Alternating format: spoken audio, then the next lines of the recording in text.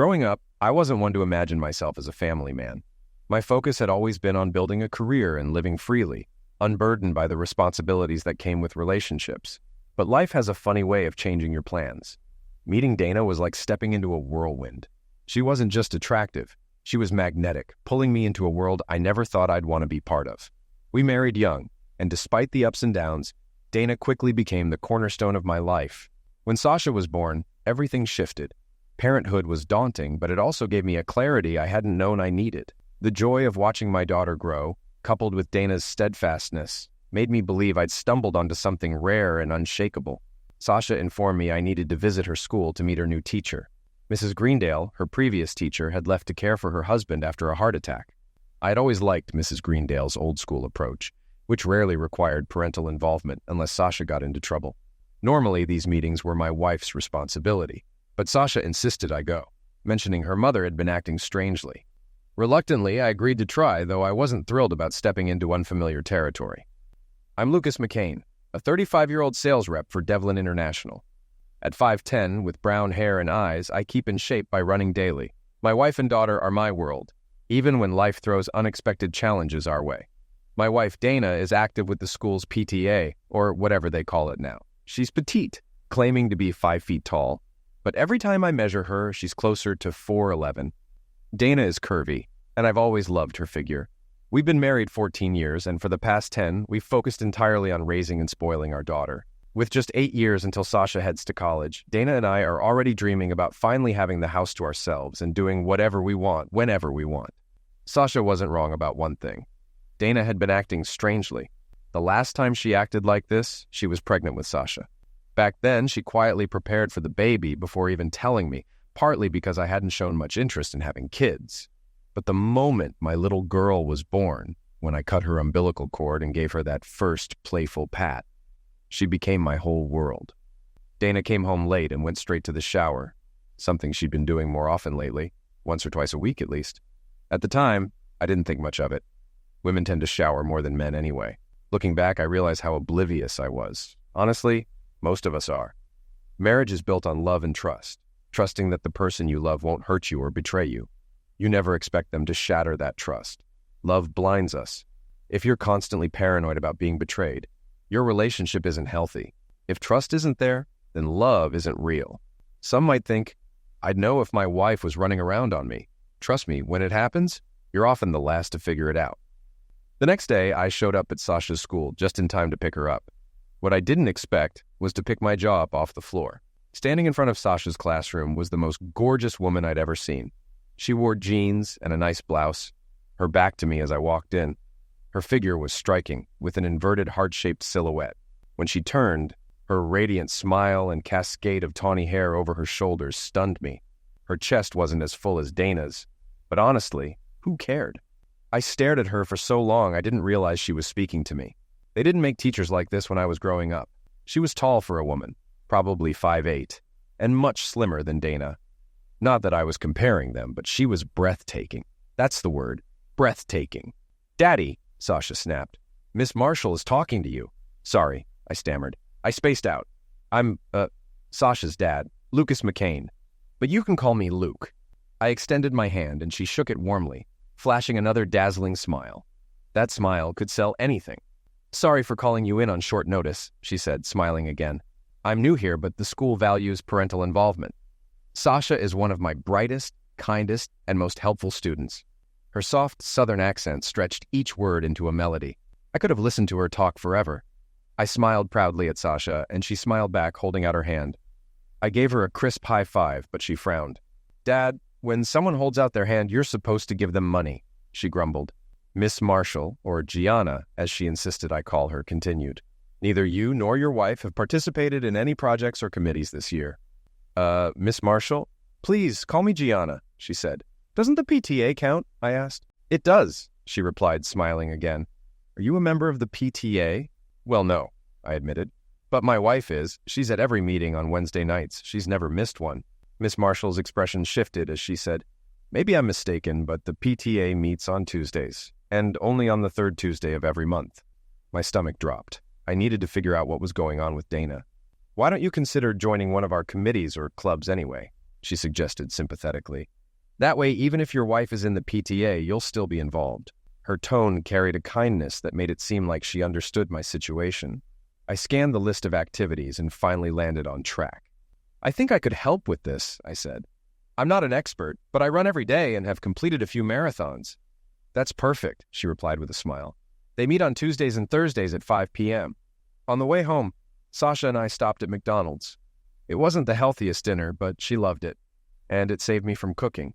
I knew Dana wouldn't beat us home anyway, even though she got off work earlier than I did. Some people like to think things through while sitting in their favorite chair or going for a long walk. My preferred method of reflection? Washing my red Mustang GT. As I rinsed the car, I started organizing my thoughts about Dana's behavior. I realized that PTA meetings only happen once a month, not every week. Dana had joined the PTA 2 months ago, meaning she'd been doing something else 6 to 8 times since then. As I soaped up the car, I decided to call a friend. Hey, Hop, I said when he picked up. Hey, Luke, how's it going? He asked. Not great, I laughed. Remember when you thought Tia was cheating on you? What was the name of that agency you used? Oh man, don't remind me, he said, chuckling. All that did was make some lawyers and private investigators richer. Well, I told you she wasn't cheating, I replied. She was just taking classes at the community college because she thought you were embarrassed by her accent and limited English. Yeah, I remember, he said with a laugh. Anyway, the agency was called Ponderosa Investigations. They're in the phone book and they're good. Thanks, Hop, I said before hanging up. Hop and I had known each other since we were kids playing baseball. I called information to get the number for Ponderosa Investigations and reached out to them. They told me someone could be at my house within minutes since their office was nearby. I was polishing my chrome Hilo T's rims when the car pulled up. A man stepped out, slipped on sunglasses, and joked, "Your chrome is so bright, I thought I'd go blind. My dad had a 70 Boss 302 Mustang. He babied as much as you baby this one." I nodded, grinning. I loved classic Mustangs, too. Lucas McCain, I said, offering my hand. My friends call me Luke. The man shook my hand firmly. Joseph Cartwright, he said. But my friends call me Little Joe. At 5'4", his nickname made sense. Why don't we head inside and talk? I said. On the way in, I explained my suspicions. He listened carefully, then walked me through their services. He installed a recording device on the landline, and since I paid for her cell phone, said they might be able to monitor that as well. He also placed small cameras around the house, giving me the option of viewing live feeds or receiving a weekly DVD summary. I opted for the weekly DVD, which was more budget-friendly. How expensive is this going to be? I asked. How much is peace of mind worth to you? He replied, hinting it wouldn't be cheap. In the end, you'll think it was worth it, he added. Explain that, I said. Well, if she's not cheating, you'll know for sure and can let go of your doubts, he said. You'll be able to trust her again and focus on strengthening your marriage. All the stress this is causing will disappear, and you'll feel relieved. And if she is cheating, then you'll have evidence to confront her, or even to file for divorce if it comes to that. Either way, you'll stop feeling like a fool and can move forward with your life. I see your point, I said as he left. I returned to polishing my car. About 30 minutes later, Dana came home. She seemed cheerful and walked over to watch me work, a new habit for her. Dana, I don't like being watched while I work, I told her. It's not you. It just gets on my nerves. Okay, honey, she said, smiling. I'll see you when you come inside. After finishing with the car, I went inside. Dana sat beside me as I watched TV, acting unusually friendly. It felt odd. Needing some space, I got up and went to take a shower. When I got out of the shower, Dana was still there. Instead of sitting on the sofa with her, I chose the chair. I'm going to bed, she said. Are you coming? I'll be there soon. I just want to catch the news, I replied, pretended to fall asleep on the sofa. When she came in to wake me up so I could join her in bed, I just rolled over as if I were sound asleep. The next morning, I got up early, ready for work, and grabbed coffee as Dana and Sasha stumbled into the kitchen. I kissed Sasha goodbye and left before Dana realized I was gone. Later, Dana called me at work. You didn't say goodbye this morning. Did I do something wrong? What are you talking about, Dana? I asked. For 16 years, you've always kissed me goodbye unless we were upset. Even when we argued, you'd do it to break the ice. It means a lot to me, she said. I'll try to remember, I replied curtly. What happened last night? I was in the mood, she added. I brushed her comment off, careful not to let my suspicions show. I know you have your PTA meeting tonight, Dana, I said coldly. We'll talk later. Frustrated, I called my friend Hop.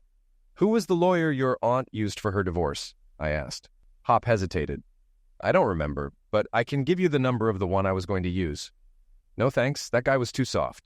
I want someone aggressive, I said. I'll call my aunt and get the number, Hop replied.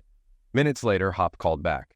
Her name is Ann Wilson. She's with the Heart Agency and has a reputation as the toughest divorce lawyer in the state. I immediately called her office. When she answered, her initial tone was sharp. What do you want now? She snapped.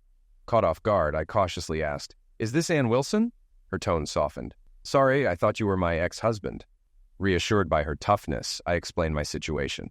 At first, she was skeptical, accusing me of being another cheating husband trying to hire her so my wife couldn't.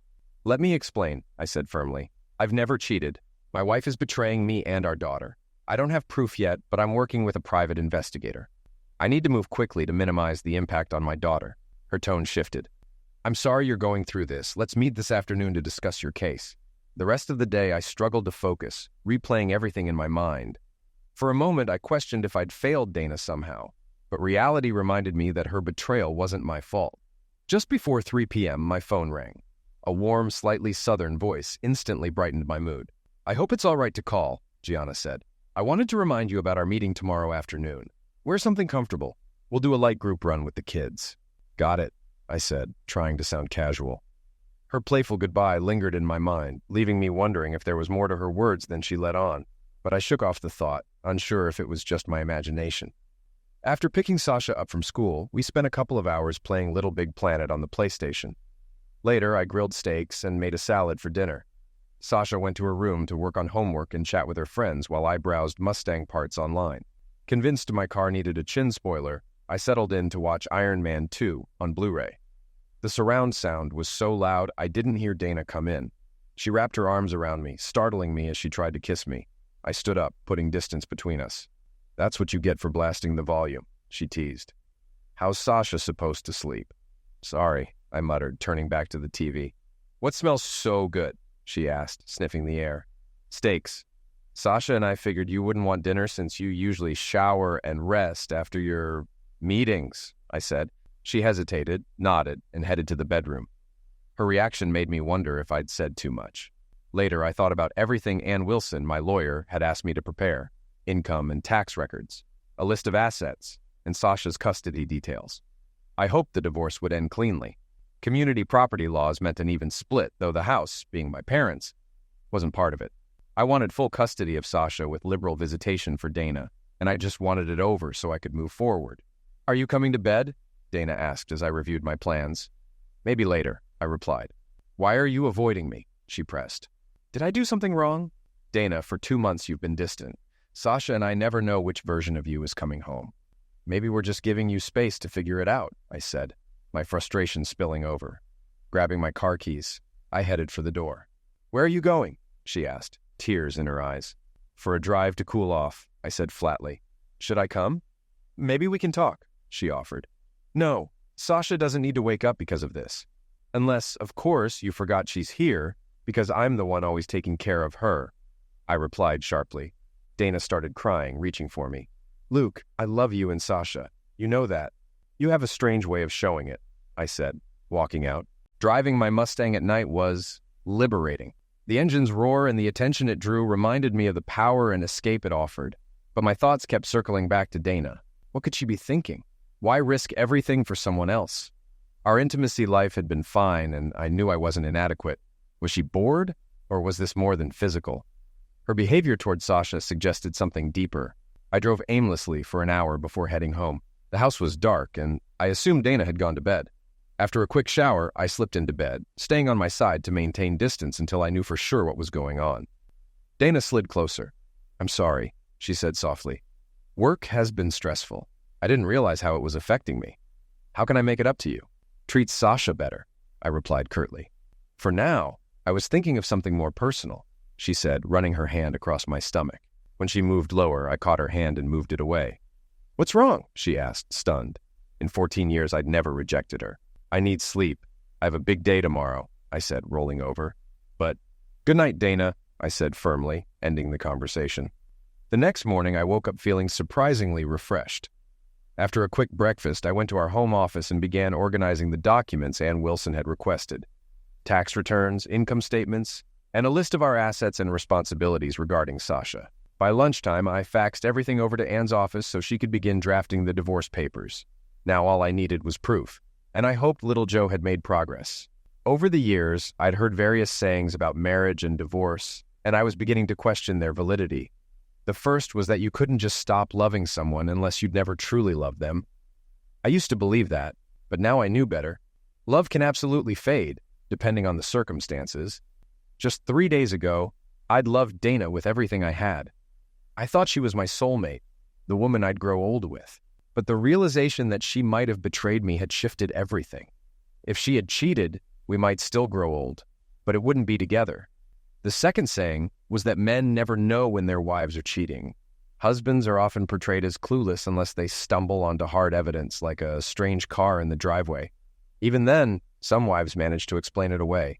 That didn't describe me at all. I wasn't oblivious, and I wasn't going to let her string me along.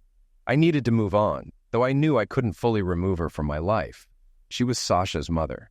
For the next 8 years, we'd have to navigate custody, graduations, and major life events. Hopefully, in time, I'd meet someone new and get over her. Maybe I'd even stop feeling repulsed every time I saw her.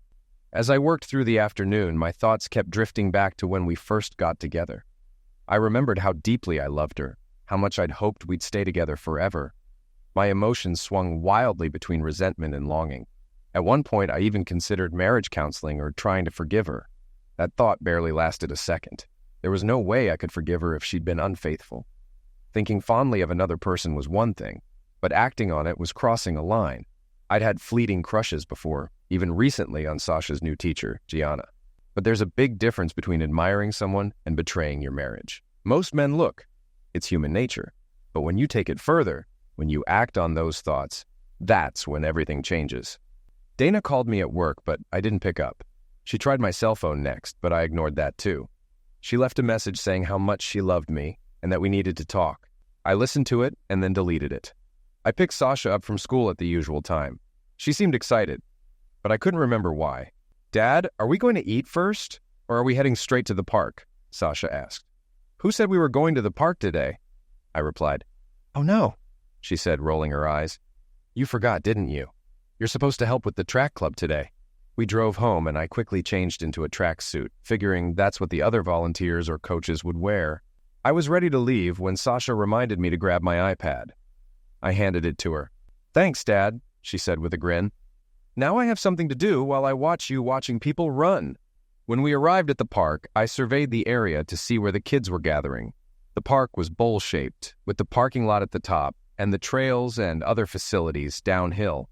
Past the empty tennis courts, I spotted a group of familiar faces, some parents and kids Sasha knew. I joined the group, and a few minutes later, I glanced up the hill. A Jeep pulled into the spot next to my Mustang, and I saw Gianna step out and begin chatting with Sasha. As she made her way down the hill, I noticed she was also wearing a tracksuit. Every dad there seemed to gulp in unison when she joined the group and introduced herself.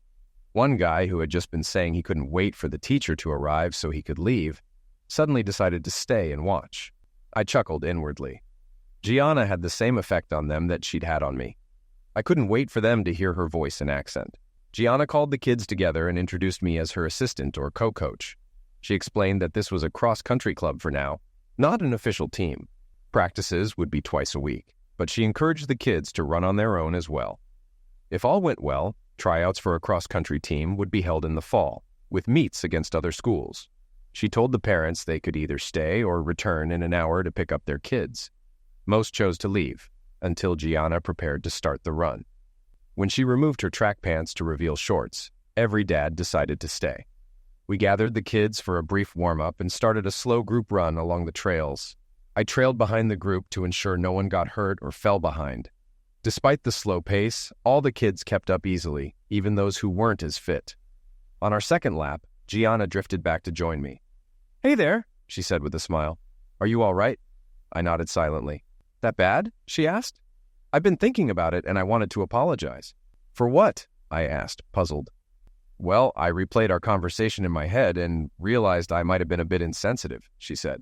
"How could you have known I was clueless enough to believe my wife was in the PTA and not check the meeting schedule?" I asked. "That's not clueless. It's trust," she replied. "It's a sign of a good person." "If I'm such a good person, why do I feel so awful?" I asked. "Oh, it hurts terribly at first," she said, her tone shifting. "But then after a while, it gets worse." Her exaggerated expression made me laugh. Even some of the kids noticed her playful sourness. "It sounds like you've been through it," I said. "Hard to believe, though." "Why? Because I'm cute?" she laughed. Her laugh started as a giggle and ended in a snort. "My ex was so jealous of every man who even looked at me that I couldn't go anywhere or do anything. I would have loved to have someone who trusted me like you trust your wife. Trust is a gift. And if you don't trust someone, how can you really say you love them?" She hesitated before continuing. "Even though he didn't trust me at all, he was the one cheating. He said he needed new conquests to stay entertained. He fought the divorce, but eventually it was finalized. That was 3 years ago, and I'm just now able to be around men again. I'll do my best not to act like one then," I joked. "Men, can't stand them." "I don't hate men," she said with a soft smile. "But I went through a lot of bitterness and self-pity. Where I'm from, if you can't keep your man happy, you're seen as not much of a woman." You're very much a woman," I blurted. The whole time we'd been running, it had been difficult not to notice her toned legs, her perfect figure, and those tight shorts. Even though her chest wasn't as full as Dana's, everything about her seemed perfectly proportional. "Noticed that, did you?" she teased with a knowing smile. Her expression said a lot. She was interested in me on some level. She knew the effect she had on men, and she wasn't above a little flirting. After the second lap, we brought the kids back to the clearing where we'd started. We led them through a few stretching exercises, praised their efforts, and handed them off to their parents. Several parents stayed to ask questions. Most of the dads, however, just wanted to know how I became Gianna's assistant and whether there were any other openings. Once the last child left, Gianna and I walked back to the parking lot. Sasha hopped out of the car to meet us. "Dad, can we go to Pizza Hut?" she asked. "I guess so," I said, smiling. "Good," she said. "It's Miss Marshall's favorite restaurant." I glanced at Gianna. "So, Miss Marshall, since it's your favorite place?" "Well, Mr. McCain," she replied. "I'd love to join you, but why don't we meet in 45 minutes? That gives both of us time to shower and change. You've got to be comfortable to eat pizza," she added with a laugh. "Okay, see you then," Sasha said, tugging my arm. "Come on, Dad, you need a shower." 45 minutes later, Sasha and I pulled up in front of the town's only Pizza Hut. We found a table and were browsing the menu when Gianna walked in. Every guy in the place turned to look at her. She smiled at me, and I could feel its warmth from across the room.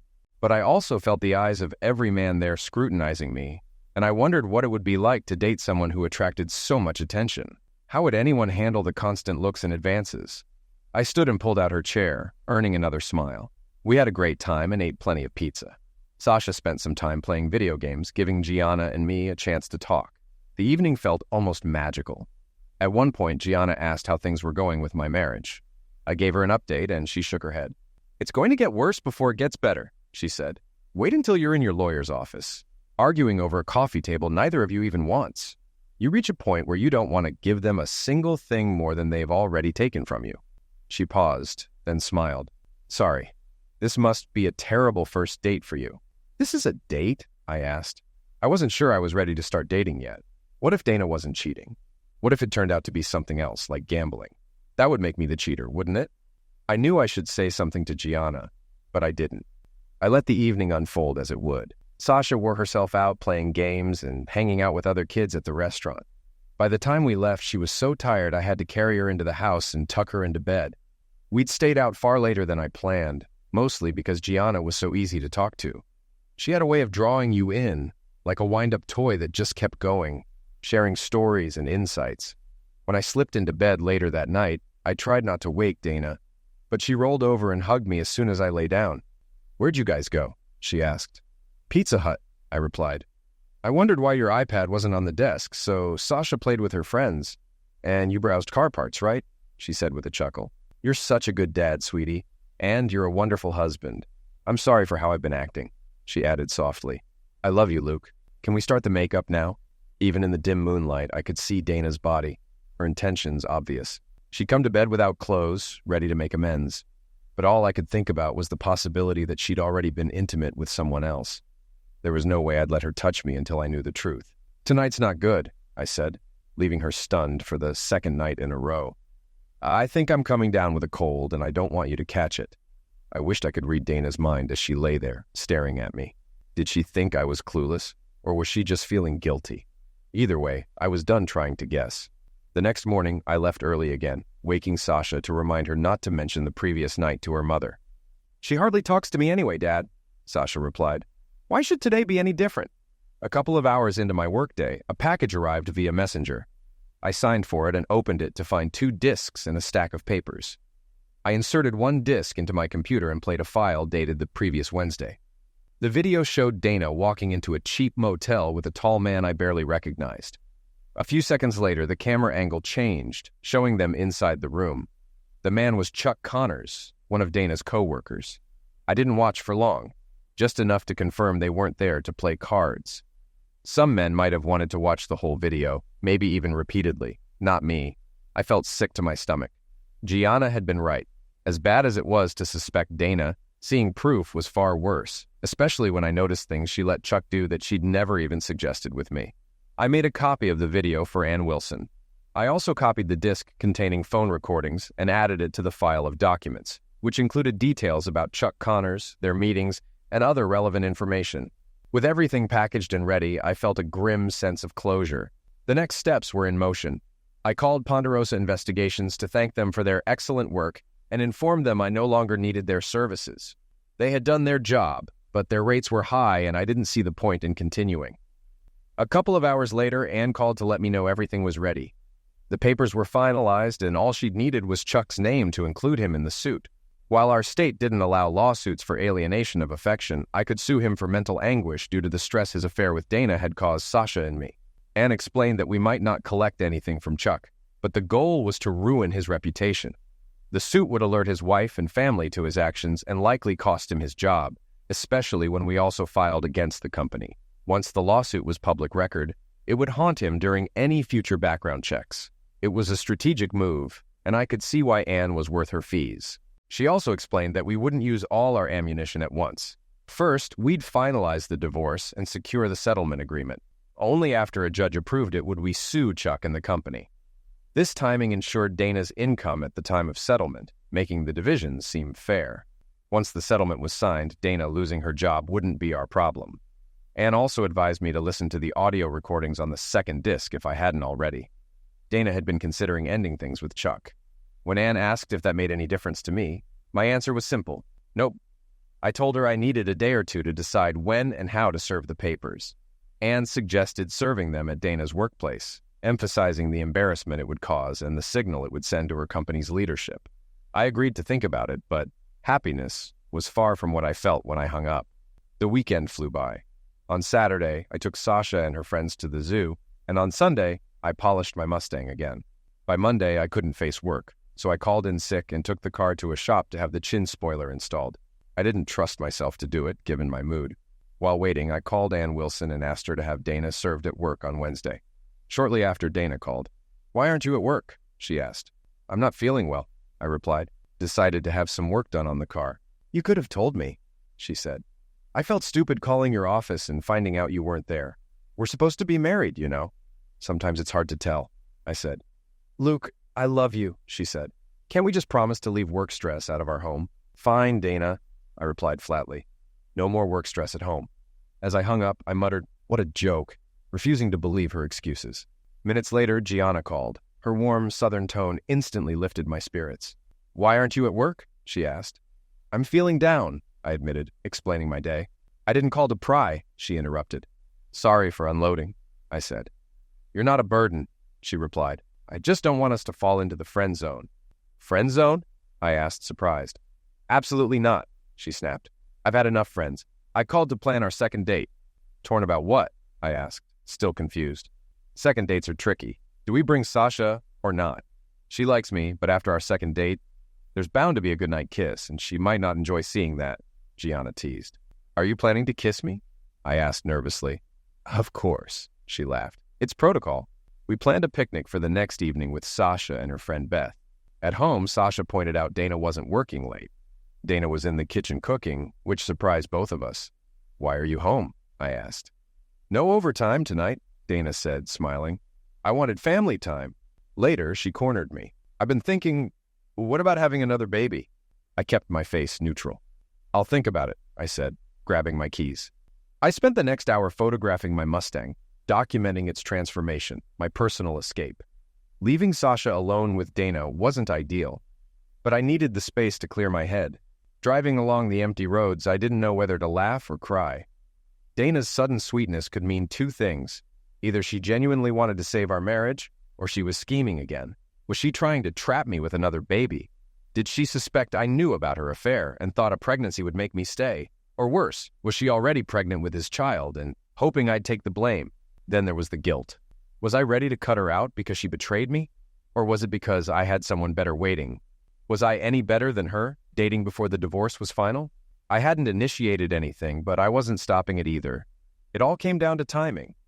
Dana had been cheating on me for over a month. In my mind, the moment she slept with Chuck Connors, our marriage ended. I felt justified seeking happiness elsewhere. As for a baby, if Dana was pregnant, we'd get a DNA test. If it was mine, I'd pay child support and be involved in the child's life. But our marriage was over. There was no going back. I drove aimlessly for a while, enjoying my car but knowing I'd eventually have to return home. Dana was still awake when I walked in. "Ready, Daddy?" she asked. "No," I replied honestly. "Dana, things aren't fine just because you've decided they are. You've been treating Sasha and me poorly for months. Having another baby won't fix this." Her face fell. "But I love you, Luke," she said. "I love you too. But this isn't something we can fix overnight." She looked devastated. "Don't worry," I added. "It's not like you're already pregnant. We haven't been intimate in weeks." "Maybe that's why I miss you so much," she said, stepping closer and rubbing against me. "Dana, stop," I said firmly, and went to the bedroom, leaving her crying. The next morning, I showered, got ready, and left for work without another word. She was still on the couch, looking rough.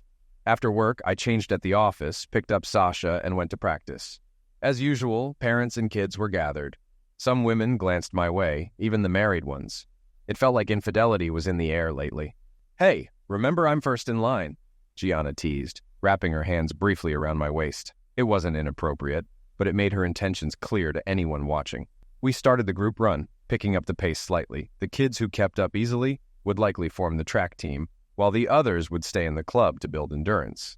After practice, most parents and kids left, though a few dads lingered to admire Gianna. Soon, it was just us and Beth, who was spending the night with Sasha. We drove to the park for the picnic. Sasha and Beth sat on a bench, entertained by my iPad, while Gianna and I laid out the food. We sat on a blanket staring at each other. Her eyes held something I'd never seen in Dana's: hope, longing, and maybe a touch of desperation, all focused on me. "Too soon," she said with a glance toward the girls. "But hold that thought." We talked about our lives, our dreams, and our non-negotiables: fidelity, honesty, and trust. I asked why anyone would ever cheat on her. She explained that men often fixated on her looks, but once the novelty wore off, she became just another woman to them. They'd move on to someone else, always chasing the next attractive face. She wanted someone who loved her soul, not just her appearance. Her biggest dream was simple: to be a wife and mother. I shared that my needs were similar. The girls joined us on the blanket a few times, grabbing snacks. At one point, Sasha asked, "Dad, is Miss Marshall your girlfriend now?" "I think she is," Beth chimed in. "But maybe they're just friends because they don't kiss. My mom has 3 boyfriends, and they all kiss her." "Time to head home," I said. "I'll see you at practice Thursday," Gianna said as she stood. "Nope," I replied. "Follow me home. It's time to move this along." "Move what along?" she asked. "The divorce, and the rest of my life," I smiled. We packed up, loaded the kids into Gianna's Jeep, and headed to my house. On the way, I called Chuck. "Chuck, this is Lucas McCain," I said cheerfully. "Do I know you?" he asked, tension clear in his voice. He knew exactly who I was. "There's no need to play games, Chuck," I said.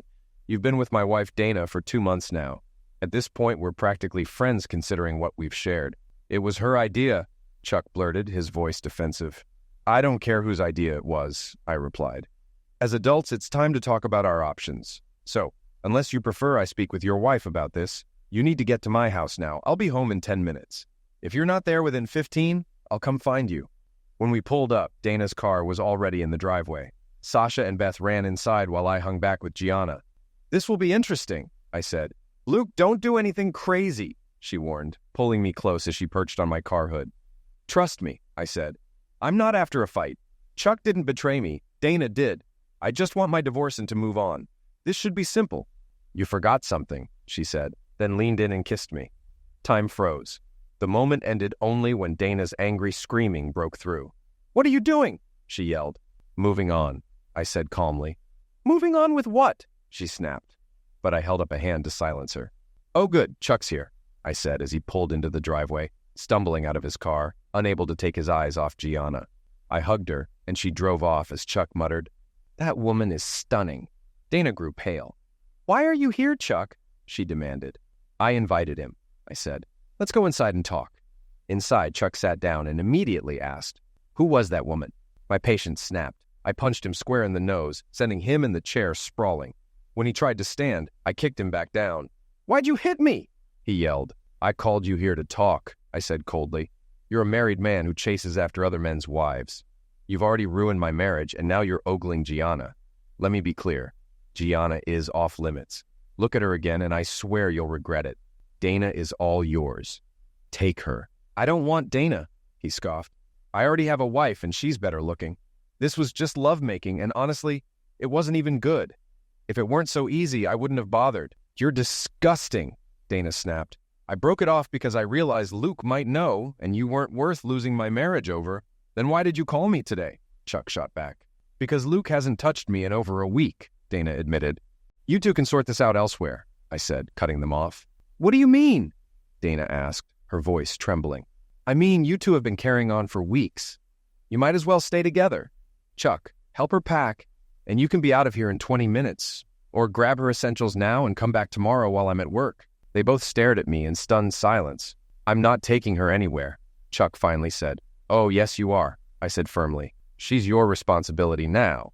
Whether you move her in with your wife or get her a motel, that's up to you. But if you want to keep your marriage intact, you'd better figure it out fast." "Dana," I said calmly, "you didn't just cheat on me. You betrayed everything we built together. Our marriage, our daughter, our memories, and our dreams for the future. For 2 months, you treated Sasha and me like we didn't matter. This is over." Tears streamed down her face. "Luke, I swear I only love you. Chuck was a mistake. I felt old and insecure, and he made me feel desirable again. Please, give me another chance. Women need to feel attractive." "Dana, did I ever make you feel unattractive? I always wanted us to grow old together." "This wasn't just about appearances or sex. I really loved you," I replied. Her tone turned defensive. "What about that girl you kissed? You're doing the same thing." "No, it's different," I said. "That was the first time I kissed Gianna, and we haven't slept together. I only met her because of your lies." "Lies?" she asked, confused. "Gianna is Sasha's teacher," I explained. "If you had gone to even one PTA meeting in the past 2 months, I'd never have met her." I laid it out plainly. "Tomorrow, my lawyer will serve you with divorce papers. You have 2 choices. Sign the amicable ones listing irreconcilable differences, or I'll file the hard set. Either way, the house stays with me. It belongs to my parents. We'll share custody of Sasha, and you can visit her whenever you want." "I don't want a divorce," Dana begged. "I'll do anything. Sleep with her for revenge if you want, then we can move past this. You and Chuck were just lovemaking, right?" I asked. Both nodded quickly. "Well, Gianna and I are much more than that. As soon as I'm free, I'm going to marry her." Chuck shifted uncomfortably. "Why don't you two work this out after I leave?" "No, Chuck," I said firmly. "She's going with you. Either you take her, or your marriage ends tonight." Dana tried another angle. "I'll stay with my mom for a few days until you calm down." "You're an adult, Dana. Do whatever you want, as long as it involves leaving here," I said before heading to the kitchen. The next few weeks were peaceful. I focused on spoiling Sasha and getting to know Gianna better. While we spent plenty of time together, Gianna and I agreed to wait until our wedding night to be intimate. Dana called constantly at work and home, but I ignored her. However, I made sure she had access to Sasha whenever she wanted. Her parents also called, pleading with me to take her back, saying one mistake shouldn't destroy a family. I told them I deserved a happy life too, and I couldn't be happy with someone who cheated on me for over a month, and might even be pregnant with someone else's child. At one point, Dana went to Gianna's school to plead for another chance. Gianna listened, but told her about her own painful experience of being cheated on and how it felt to give everything to someone who didn't value it. I think that helped Dana understand what I was going through. What hit her hardest was coming to the house one evening. She saw Gianna grading papers on the porch swing while I napped with my head in her lap. Sasha sat nearby, chatting on the phone like any preteen. We looked like a happy, loving family, everything Dana had thrown away. She stood there crying, but I didn't notice until Gianna kissed me awake and pointed toward her retreating figure. "Go talk to her," Gianna urged. I caught Dana as she reached her car. "Did you need something?" I asked, keeping my tone neutral. "And why haven't you sent the signed papers back yet?" "I came to talk about us," she sniffled. "You're not doing this right." "Not doing what right?" I asked, genuinely puzzled. "Dana," she began, "I talked to some divorced friends. They said you should have been angry, fought for me, and argued over custody of Sasha. You were supposed to move into a miserable little apartment, lonely and bitter, until I offered a mercy fling. Then we'd slowly rebuild, with the understanding that I love you, but that I might take lovers occasionally, and you'd look the other way to avoid losing me again." She was crying now. "Chuck was just Zex, Luke. He wasn't as good as you. And honestly, I just wanted to feel young and wild again. For a while, I thought I had it all. You for tender, loving moments, and him for something rough and reckless. But then you stopped being intimate with me, and I got desperate. I ended it with Chuck, but when I saw you with Gianna, I panicked. At first, I was furious, but later I thought it might even things out. If you slept with her, we could call it even, and I could win you back. I went to see her last week. She talked to me about your relationship and even helped me understand myself better. Then I realized the truth. She really loves you, probably as much as I do. She's not going to give you up. It hit me that I've lost you, and I came today hoping to talk you out of the divorce. I thought maybe you'd agree to spend 2 months with her, then come back to rebuild our marriage and family. But I see now that you're happy, and she's even won over Sasha. You three look like the family we never were." Her tears flowed freely. "I messed up everything. Chuck never cared about me. He used me. He's already moved on to one of the secretaries. The people at work either avoid me or treat me like I'm nothing more than a joke. I'm living on my parents' couch, and I'm the laughingstock among our old friends. Even Sasha acts like I'm a stranger when I call. I've lost my husband, my daughter, my home, my future, and the man I thought I'd grow old with. All for nothing. Isn't there any way to fix this?" she pleaded. "I'm sorry, Dana," I said gently. "You've raised a lot of points, but you've missed others. What people told you about how this should go doesn't matter. Every situation is different. The house was never yours. It's been in my family for years. I wasn't going to fight for you because the moment you cheated, I didn't want you anymore. Chuck should have fought to take you, but he didn't care enough. As for the way people are treating you, actions have consequences. When I found out about you and Chuck, I was devastated, and I didn't deserve that pain. You didn't lose everything. You threw it away, and it's now with someone who values it more than you ever did." I looked at her as she cried. "Sometimes, when you break something, it can't be fixed. Whether you love someone for 14 years or 14 seconds, breaking their heart hurts the same. When you break promises to someone who loves you, you risk losing them forever. Dana, I know this is hard for you, but with Sasha, you're still her mother and always will be. I'll never stop you from seeing her. You're welcome to come over for dinner or spend holidays with us. Gianna won't mind, but there will never be another chance for us." Dana signed the divorce papers, and it was finalized. I sued Chuck Connors for the emotional distress he caused me and Sasha, and also sued the company where he and Dana worked. Both were fired. Chuck's wife divorced him, taking everything, and he disappeared from our lives. Dana moved in permanently with her parents, becoming reclusive. Sasha visited her often, and while their bond wasn't as strong as Sasha's with Gianna, it improved over time. I never forgave Dana for the pain she caused me, though Gianna's love healed my heart completely. Over the years, Dana and Gianna became friends, and Gianna was one of the few who could coax Dana out of her shell. 20 years later, tragedy struck. Sasha was grown, married, and with her own family. Gianna and I had spent 2 decades full of love and happiness. She treated Sasha as her own, and though we didn't have children together, it didn't matter.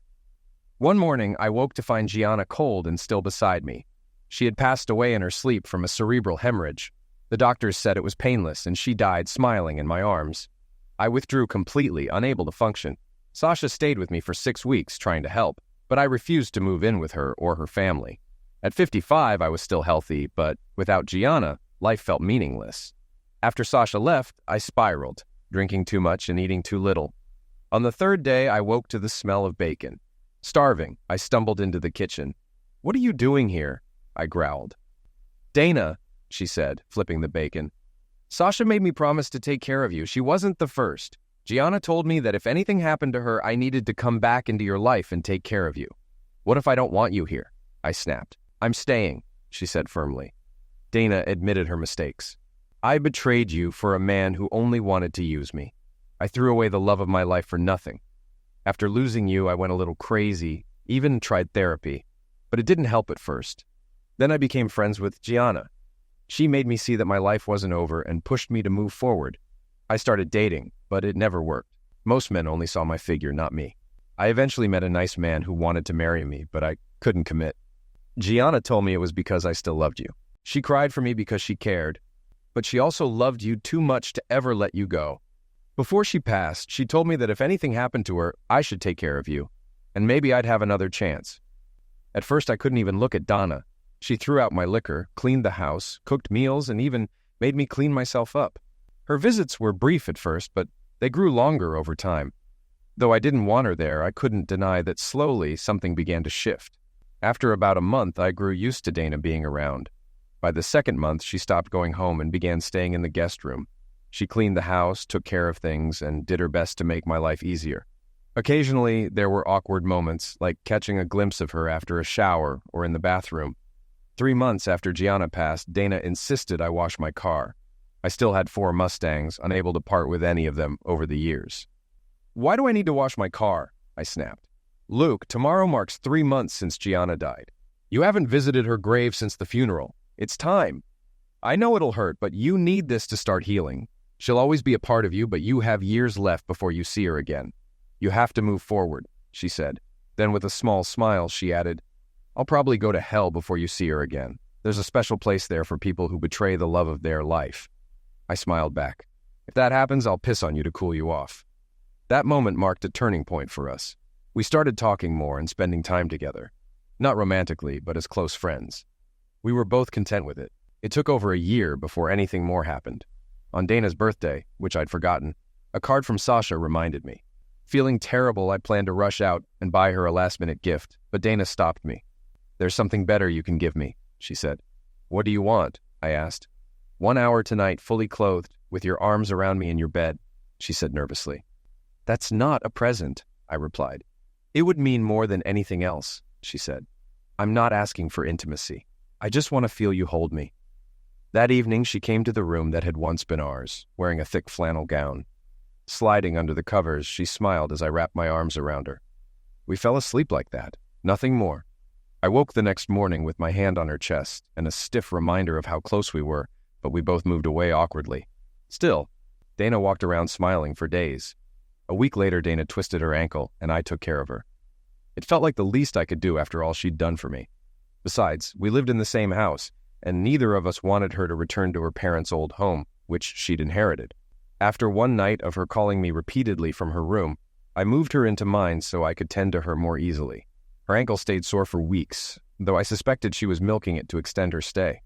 2 weeks later, Dana never returned to the guest room, and neither of us mentioned it. One night, about a week after that, something more finally happened. I woke up to find Dana pressed against me, guiding my hands to her chest as she moaned softly. I couldn't resist. Pulling up her flannel gown, I pulled her close, and she responded with an urgency that left no doubt about her feelings. Luke, I need you, she said breathlessly, and I didn't hold back. The first time was fast and intense, her nightgown nearly shredded in our eagerness. Dana's body had changed over the years, softer curves, fuller bosoms, but I realized how much I'd missed her. The second time, she took her time, moving slowly and deliberately, creating a deeply intimate and meaningful connection. By morning, we both understood that something between us had shifted. She kissed me gently and said she'd never stop loving me. I told her I loved her too. Since then, we've been together. Not married, just living as partners. We love each other, share our lives, and enjoy intimacy without feeling the need for legal ties. After all, we'd seen where marriage had taken us before. Yesterday brought a funny moment. After a passionate night, Dana got up to make breakfast. We planned to leave early for a drive to Detroit in the Mustang for the Woodward Dream Cruise. As I stepped out of the shower, I heard her scream, "No way! Not this time!" followed by the sound of paper tearing. Curious, I found her calmly cooking in the kitchen. A few torn scraps of paper lay near the garbage, along with some unopened mail on the table. "What was that about?" I asked. "Just junk mail," she said with a smile. "Breakfast in 20 minutes, then we're hitting the road." I hugged her and played it cool, but later I retrieved the scraps from the trash and pieced them together in the basement. When I saw what it was, I laughed so hard I couldn't stop. It was an invitation for Dana to join the PTA.